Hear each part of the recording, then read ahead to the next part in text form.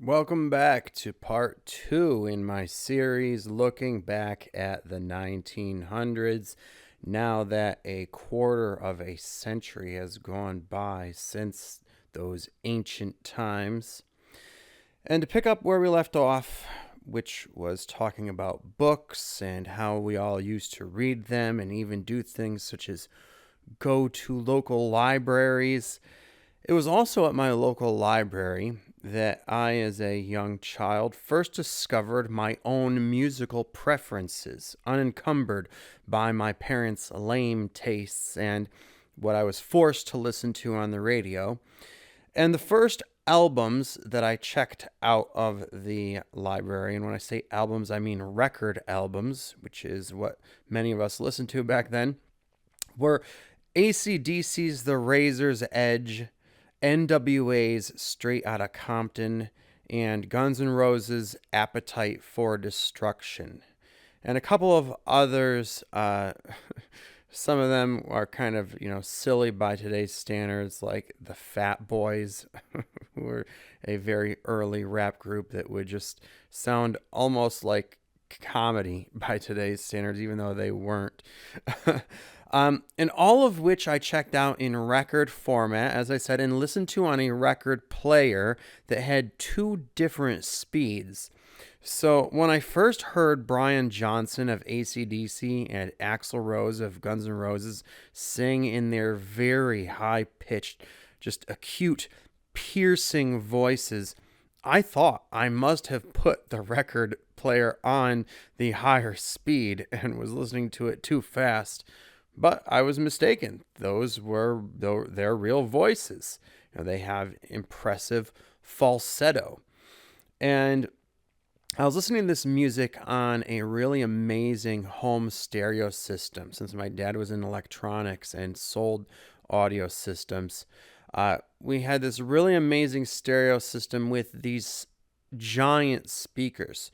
So big, they were almost as tall as our ceiling, right? They were like 6 feet tall. So I knew from an early age what it meant to hear every single frequency that the musical artists intended. Unlike most people today who listen to music on these tiny little piece of shit earbuds as if they really don't give a fuck what it sounds like. And I tell many of them, hey, when I give you this music that I'm sharing with you, you should listen to this on stereo because otherwise you're not going to be able to hear all of the frequencies. You're not going to be able to hear the artwork as the artist intended. And they all say 100% of the time, oh, I don't care about that. And I'm just kind of like, wow, why do I even bother? But you see, that's because I'm old-fashioned. And back in the 1900s, people were not just much more literate when it came to books, but other art as well, such as music especially. And we had multiple formats that we could listen to music on, each of which sounded slightly different, with a different audio texture and vibe.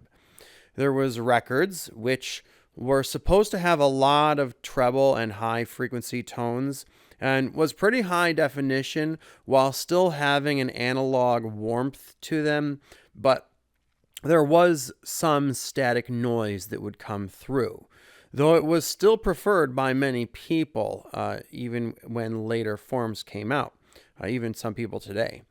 And next came cassette tapes, which were softer and slightly lower definition, but still had good warm analog quality and were also very convenient for people on the go like us 90s kids. And my first cassette tape that I bought was the first album that I ever purchased for myself. I got a Walkman for my birthday or Christmas, and then I got like a gift certificate to where my dad worked. So he took me to his store, Leechmere, it was called, a department store, and I picked out the cassette tape called Whoomp There It Is by Tag Team, a one-hit wonder that many of you from the 90s remember, and the rest of you probably have never heard of. And then I went on to purchase the same records that I had enjoyed on cassette version, AC/DC's Razor's Edge, and Guns N' Roses' Appetite for Destruction, and some other rap albums, and Nirvana's Bleach, their first album that most people don't know. And a lot of these I had already heard on the record albums, and I realized there was a slight difference in the tone and the audio texture and vibe and such. And then later came compact discs, or CDs, which were the first digital, non-analog form of albums. And so they were the highest definition yet and had the clearest, most crisp sound with no noise whatsoever like the other two, but which did have a flaw that they would skip at times. All right, like when you had a portable CD player, if it would get rattled at all, it would skip. Right, and those CD players weren't as convenient as tapes, and they were also more expensive and also more prone to damage. If they got a little bit scraped, then the quality would go down substantially. All right, so they certainly had their flaws, but they were much more high def. All right, and they took some time to take over for cassette tapes and make them go extinct. But some purists and audiophiles felt that the audio quality wasn't as good as record albums, and so they never fully took over for records. And many people, especially professionals in the music industry, such as DJs, still use them today, even now that we have MP3s. All right, but I never got into getting a whole library of records. When I did collect a whole library of albums, it was with CDs. I ended up getting CD formats of a lot of the albums that I had enjoyed on tape. The Guns N' Roses' Appetite for Destruction, Nirvana's Bleach, and all of those. And then I developed a substantial collection of CDs. But I actually did move to MP3s because CDs do eventually become damaged and unplayable, which MP3s aren't generally going to. It's harder for an MP3 to become corrupt, right? So I've been able to notice the difference across so many different iterations of the types of tracks that we listen to, right? And I've had libraries of all of them, different sizes.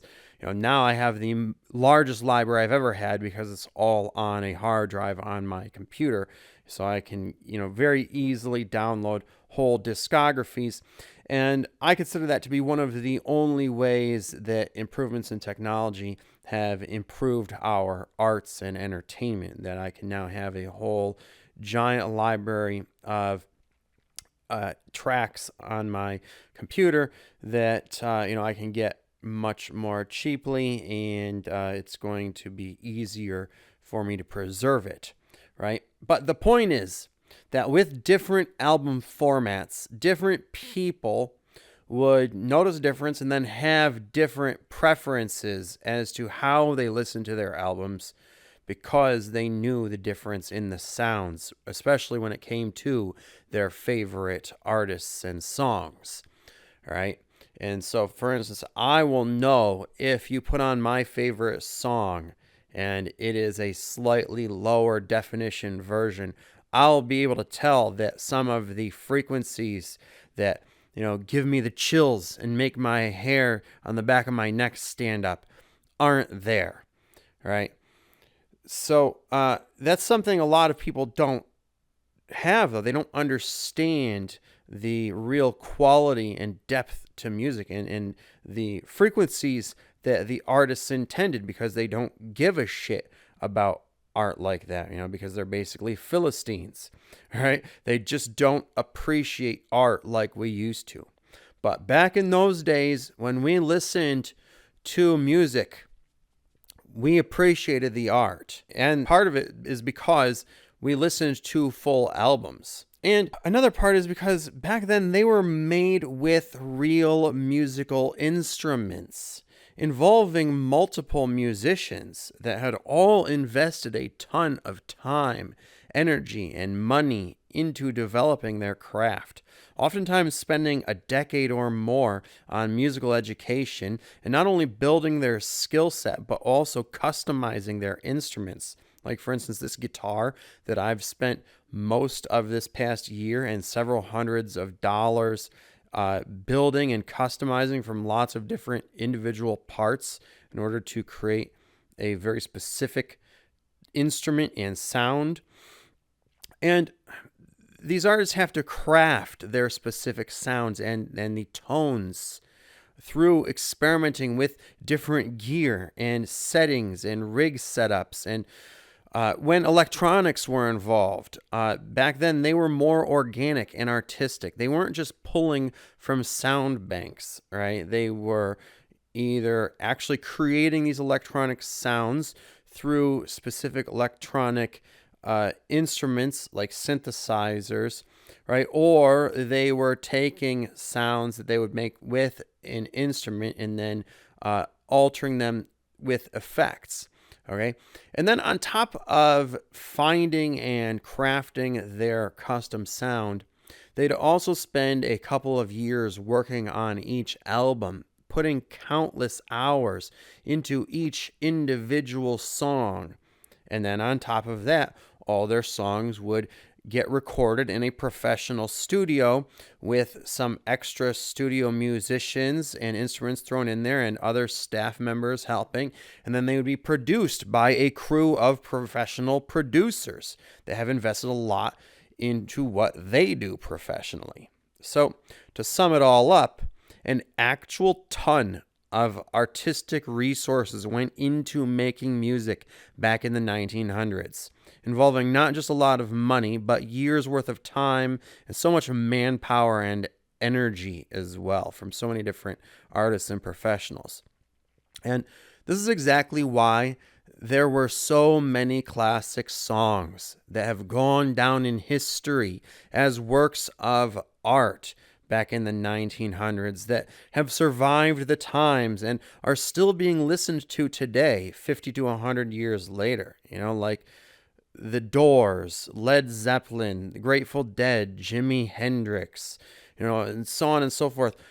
So many of these people from what we now call the classic rock era and beyond, back in the age of jazz and blues even, where I'm still listening to blues and jazz artists who made their music almost 100 years ago. And this is all because they had so much artistic integrity and put so much work into their art, which is basically the opposite of what most musicians, so-called, if we can call them that, most people who are called musicians today do. The music most people listen to today is usually put together by one person using their computer and a bank of sound samples that they found online and, either paid for a subscription to or are just, getting for free as a free trial or whatever. And it is all done in a manner that is meant to make it as cheap and easy to do as possible, which is why all of the pop music and related styles such as rap and hip hop and R&B sound all the same these days. And part of it's also because all the singers are trying to sing in the same style, and they're all using auto-tune and doctoring their voices up, so you don't even know what they actually sound like in real life, right? And their songs all sound so one-dimensional and vapid that their music, even if it's a hit at first, it gets forgotten soon after their release. And, even if they go on tour and try to perform live, they have to keep using auto-tune or lip sync even to cover up the fact that they can't really sing like you heard on the album. And they're basically just dancing around to a backup track without any kind of band playing musical instruments or anything like we used to have back in the day, when live performances were a real art form that involved a lot of different performers playing different instruments, and any electronic synthesizer sounds were actually played out on a keyboard or some type of analog electronic instrument even. They weren't just replaying pre-recorded sounds that they'd sing to like pop artists do today. A live performance by a good band back then could actually involve them playing alternative and extended versions of existing songs and adding lengthy solos or involving new instruments or new verses or other innovations. You see, it was all very avant-garde, and so a concert could be a life-changing experience that you would tell the story of for decades to come. And if it was recorded, people would be listening to the recording of for decades to come. And yet somehow they were actually even cheaper then than in the decades to come, when they actually had less going into them. So take, for example, an artist from the 90s, Tom York, who started and fronted Radiohead, which was a very successful and popular alternative rock band that when it started back in the early 90s, I think around 1990 or 1992, was actually started with 2 saxophone players and has always had a lot of jazz influence and used a lot of different types of musical instruments. There's been saxophone and all sorts of horns. There's been a whole brass section in songs I've heard them use. And as time went on into the 2000s and electronic music became more popular, they did begin to experiment with it more and more. Firstly, by adding effects to their guitars, and then they moved into experimenting with synthesizers, on their computer and doing all sorts of stuff like using DJing equipment, turntables and such. And they got really good at electronic music and could produce songs that sounded just like the types of stuff you'd hear at a techno or EDM nightclub or a rave. But when it came to performing live, they wouldn't just play recordings of their electronic sounds. They would reproduce them either with keyboard synthesizers or other analog synthesizers, or by using their guitars and running that through an effects loop. Sometimes if you see them in concert, you'll notice that there's a guitarist who's doing something that you can't actually hear, because that sound is then going into different effects pedals, and there's someone else down on the floor toying with effects pedals. I've seen them using like switchboards and stuff. They do all sorts of stuff to actually create electronic sounds organically. They're never going to just be playing a pre-recorded sound in their concerts. And they may even go as far as to use new instruments in live performance for parts that were originally made by synthesizers or electronics on the album.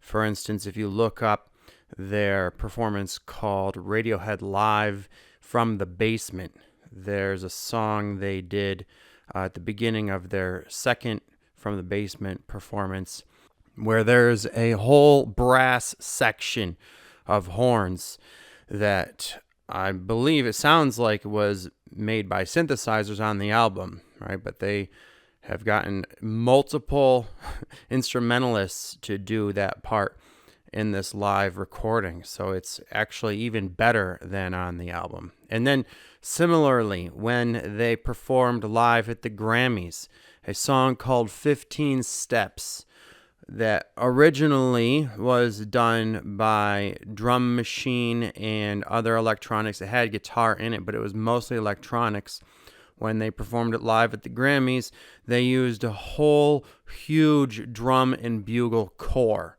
for it. It was all organic, and it was a super impressive performance.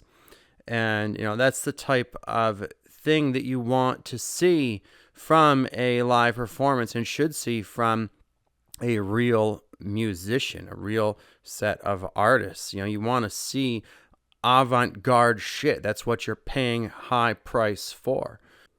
And then even when making music alone as an individual artist, just on your computer, largely using electronic computer-based synthesizers became more popular in the late 2000s. And Tom York, the frontman of Radiohead, decided to go off away from Radiohead to do some solo work. And he started doing that where it was just mainly his computer synthesizer programs and electronic sounds from there. And, probably a synthesizer, keyboard, or MIDI, and his guitar, and then his voice. And he was producing music that was almost entirely electronic, and even the guitar parts were, very electronic sounding. When he decided to go on tour and start performing these songs live, he did not just sing to a pre-recorded set of electronic sounds. He did the same thing he had with Radiohead.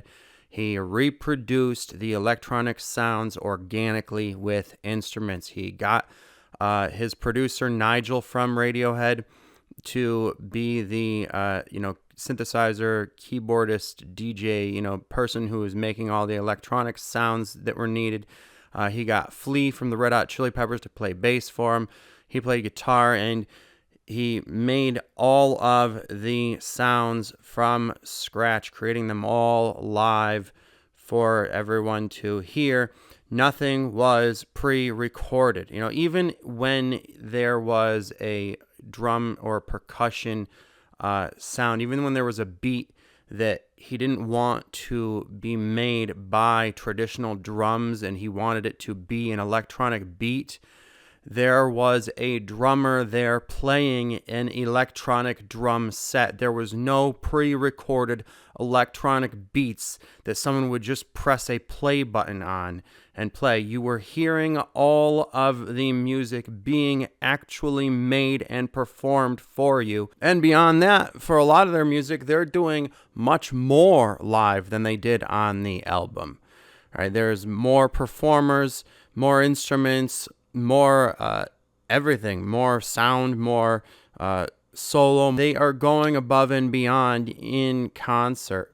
In fact, there's been songs that I've heard in concert that I didn't even recognize from the album, and their live version is a new favorite of mine. And I'll go back and listen to it on the album. I'm like, oh yeah, I did hear this before, but it didn't sound like that. So it wasn't an instant favorite of mine like it was live.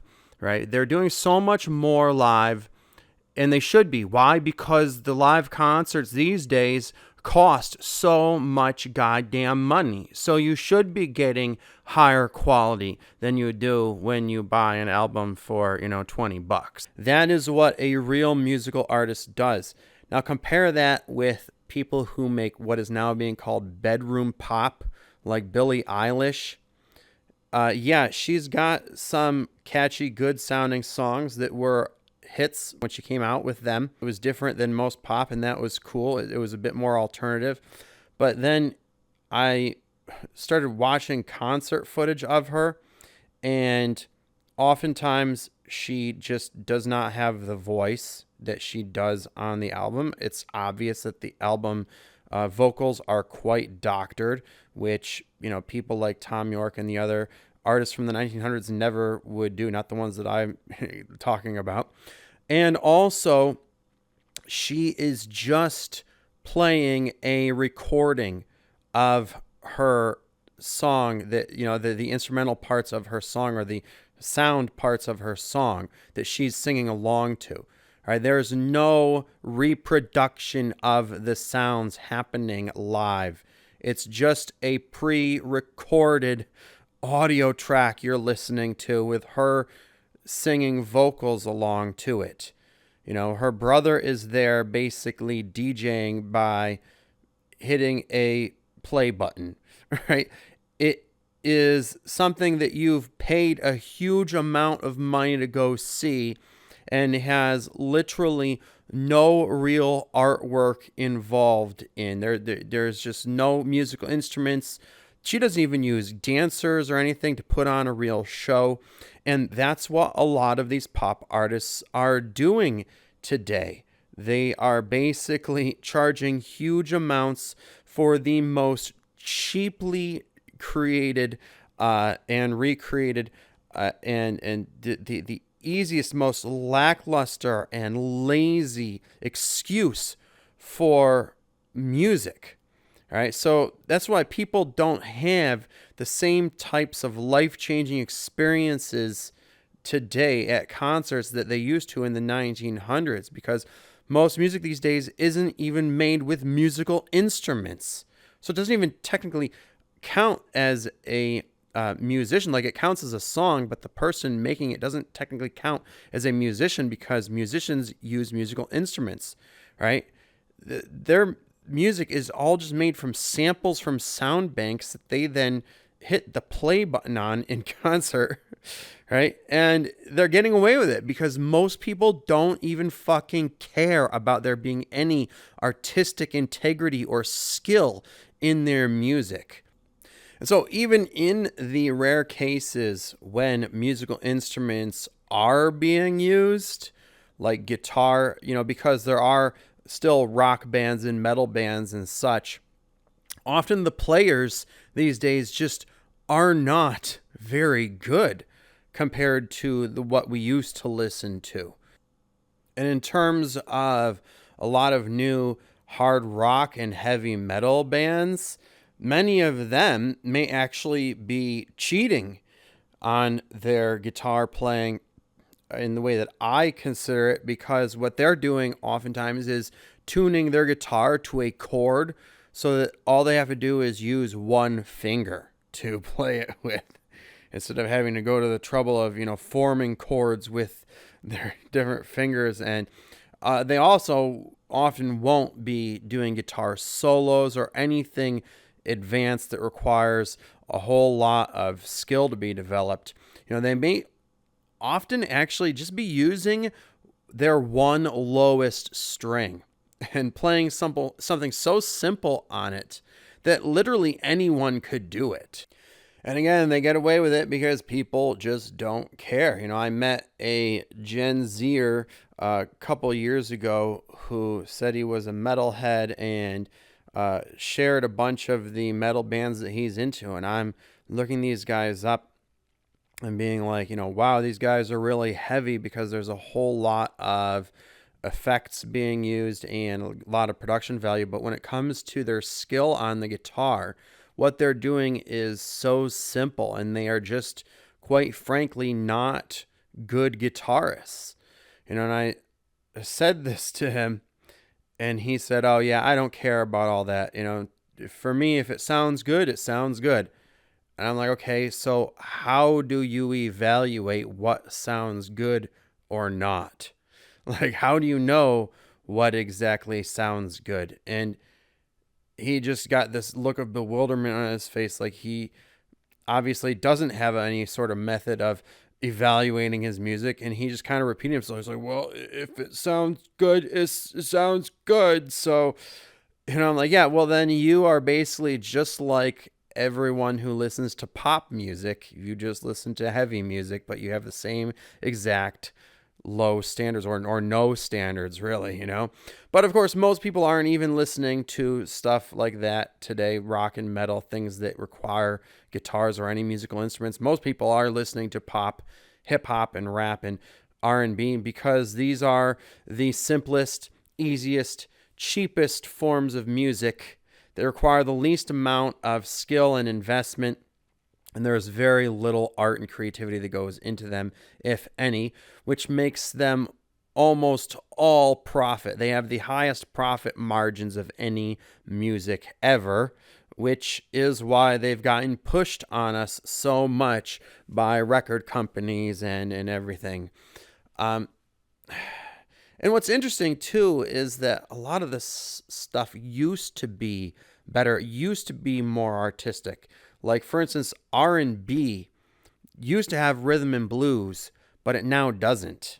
And also, I'm referring to rhythm and blues of the 90s when I think about that, because that's what today's R&B has evolved from. But the R&B of the 90s actually evolved from rock. Rock actually originally was called R&B. So R&B was originally the same thing as rock, right? And then it evolved into something that sounded more like a mix between funk and soul, and had some pop and hip hop influence, right? And now today, it's like basically just love songs without any rhythm or blues. And even the lyrics these days of artists are no longer poetic. They're no longer poetry like song lyrics used to be, which is why they used to be published with the album and the album artwork, which we used to enjoy, because people wanted to read the lyrics. They wanted to read them as if they were standalone poems, which many of them technically were. They could be taken as standalone poetry. And some of the artists back in the 1900s were also renowned poets who did publish books of poetry, such as Jim Morrison from The Doors, Bob Dylan, Art Garfunkel from Simon and Garfunkel, Joni Mitchell, Billy Corgan of Smashing Pumpkins, Tupac Shakur, Jewel. So many of these lyricists were lyricists because they were poets whose background was in writing poetry, right? And that's what made them good lyricists. But the art of poetry, both in and out of songmaking, is now a thing of the past that is becoming forgotten in this day and age of Philistines. And there's no sense in modern musicians publishing their lyrics in their albums, because reading them would just shine a light on how stupid they are, and how nonsensical their lyrics are, which is probably why most hip hop and rap music is mumbled now, so people can't even understand what they're saying, so they won't realize that the meaning is just as retarded as it sounds when they mumble like that. But also, people aren't buying and listening to whole albums anymore anyways, which means they aren't really getting to know the artists very deeply, which makes sense since there isn't much to get to know, as the music is now very shallow and superficial and vapid and pretty much meaningless. But back in the 1900s, we would often listen to entire albums by many different artists. And this would cause us to get to know the different musicians' work as a whole and develop favorite artists that we would have a deeper understanding of and be able to discuss the meaning of the artwork of with our friends. Unlike today, when people will do things such as wearing band t-shirts with album artwork on them from an album they've never even heard. And without having even heard or being able to name any of the music by that band, except maybe a single or two, if that.